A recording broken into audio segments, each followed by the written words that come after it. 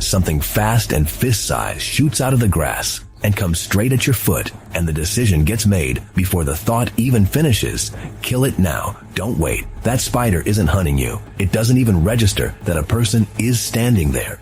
Give it one more minute, and it's about to become the best pest control your house never had to pay for. So why does it come straight at a person at all? That's the part almost nobody explains before the shoe is already in someone's hand. This spider has carried a name for over 200 years that describes it completely wrong, and that wrong name is the exact reason it gets killed on sight. Before anyone asks a single question, you don't need a jungle or a field guide to run into this. It's living under the dead leaves of an ordinary yard right now, waiting for dark to clock in for work.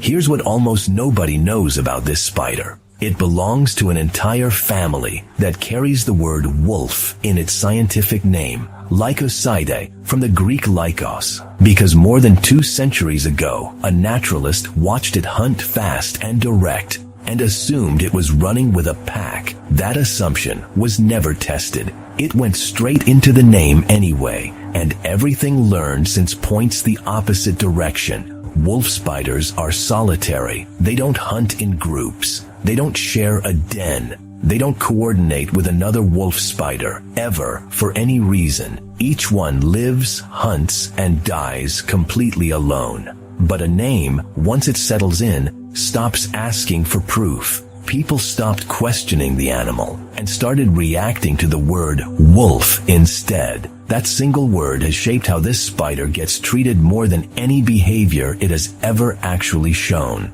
And that's the other half of the answer. This spider never builds a web. Not once, not ever. Instead of setting a trap and waiting, it hunts exactly the way a cat does. It crouches, closes the gap slowly, and launches in one final burst, the instant it's close enough. That's the only thing that explains the way it moves. Every other spider in the yard sits still, anchored in the middle of its own trap, waiting for something to blunder in. This one runs. And running is exactly what makes a human brain flag it as a threat when it's actually just an efficient hunting technique that looks like aggression from the wrong angle. What looks like a charge straight at a person is almost never aimed at the person at all. Somewhere behind them, or just off to the side, there's usually a cricket, a moth, or a cockroach trying to escape through the grass. And that person, without realizing it, ended up standing directly in the hunting lane. There's one more detail that changes the entire picture.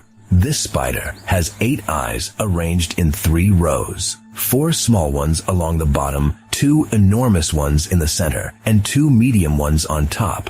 Almost like a second set of headlights built straight into its face.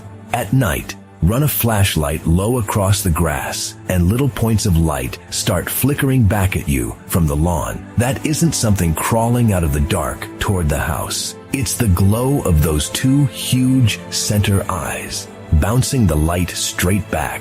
The same exact effect that makes a cat's eyes or a deer's eyes flash in a car's headlights. Once someone learns to recognize that glow, they usually realize the yard holds a lot more of these spiders than they ever noticed before, and every single one of them has already passed close by at some point without anything happening at all. Now, the part that has to be said plainly, because leaving it out would be its own kind of dishonest. A wolf spider bite isn't pleasant. If someone traps it, presses it against skin by accident, or steps barefoot into a shoe where it spent the night, it will bite in self-defense. The venom usually causes local pain, redness, and swelling, something roughly comparable to a bee sting.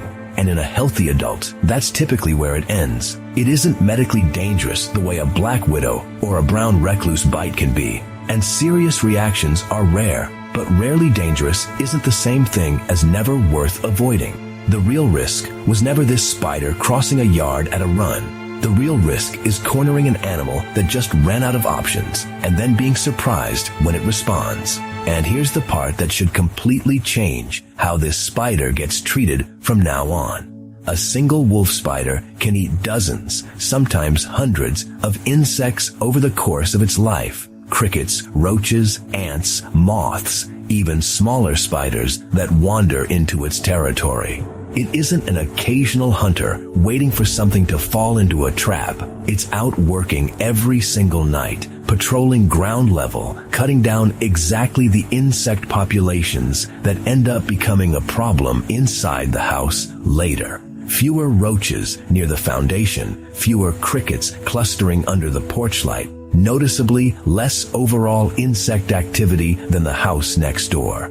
There's a real chance a wolf spider has already been doing that job for free without anyone ever noticing. And here's something almost nobody expects from this spider. Females carry their egg sac attached directly to their spinnerets, dragging it everywhere they go, through the grass, under rocks, across the same patio a person walks over every day. When the eggs hatch, it gets stranger still. The spiderlings climb straight onto the mother's back and ride there, sometimes dozens at once, clustered together until they're big enough to survive on their own. If anyone has ever seen a spider with an odd texture stuck to its back, something that looked like fuzz or moving dirt, that wasn't a disease, and it wasn't a mutation. That was a mother physically carrying her entire next generation on top of her.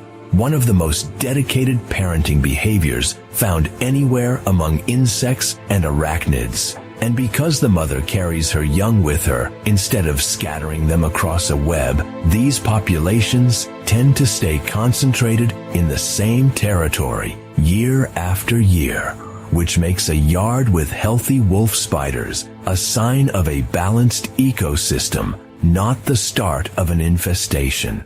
One last detail that connects everything else. Wolf spiders are almost entirely nocturnal, which is exactly why most encounters happen at dusk or later, right when they're most active and most visible under a porch light.